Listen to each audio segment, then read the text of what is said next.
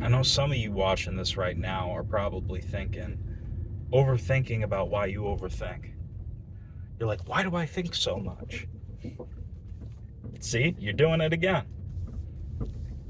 It takes some training.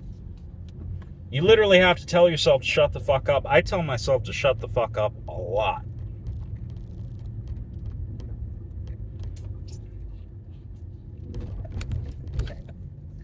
I tell myself to shut the fuck up often.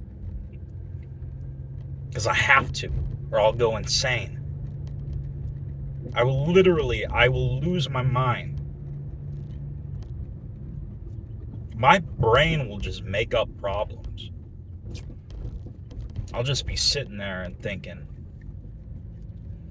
you're a fat ass and you're dumb and nobody loves you, right? And I'll just be like, bro, shut the fuck up. Shut the fuck up. Not today. We're not doing this today.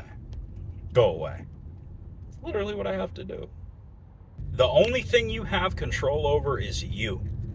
The only thing you have control over in this life is how you respond and what you decide to do. That's it. That's the only fucking thing that you have any control over. You don't have control over anything else that happens. So there's no sense in worrying or stressing about anything. It's literally pointless.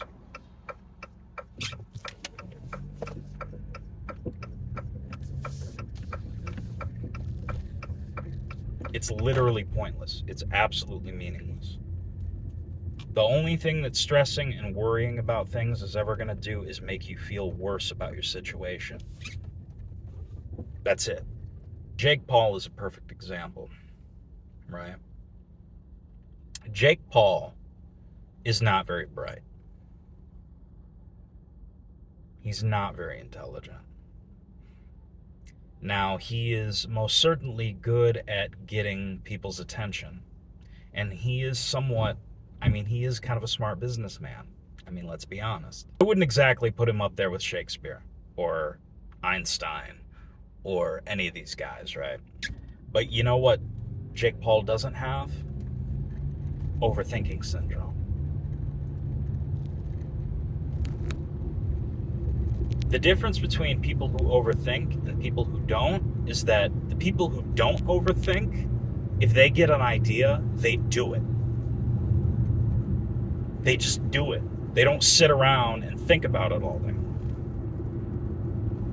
I'm not saying that some planning and some preparation isn't necessary, because I think it is. But at the end of the day, the people who overthink are the people who never do anything, because they sit around and they think about it all day long. And I'll tell you right now, this is going to hurt some people's feelings. One of the biggest factors in procrastination is marijuana. But here's the good thing about marijuana. It'll give you an idea. You just might be stuck there.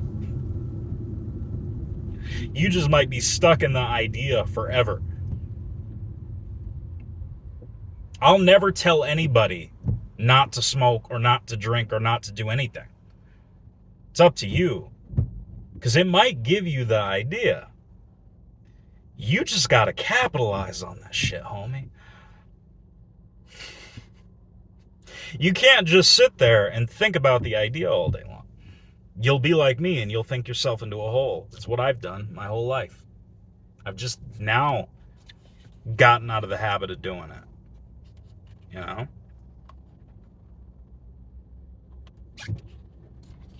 It's the truth. I'd be a lot farther along if I would have spent less time thinking and more time doing.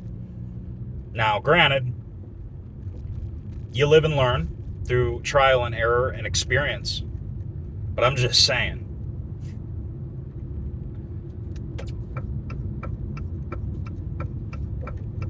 Just let go. You gotta let go. You gotta stop trying to control everything and bend everything to your will, because it's dangerous.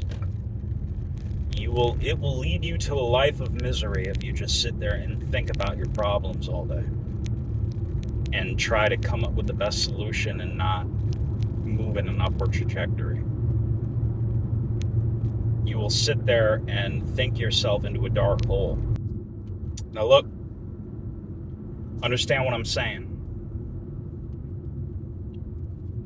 The reason that stupid people get successful, people like Sexy Red, people like Aiden Ross, people like Suki, people like Lil Pump, people who are not very bright.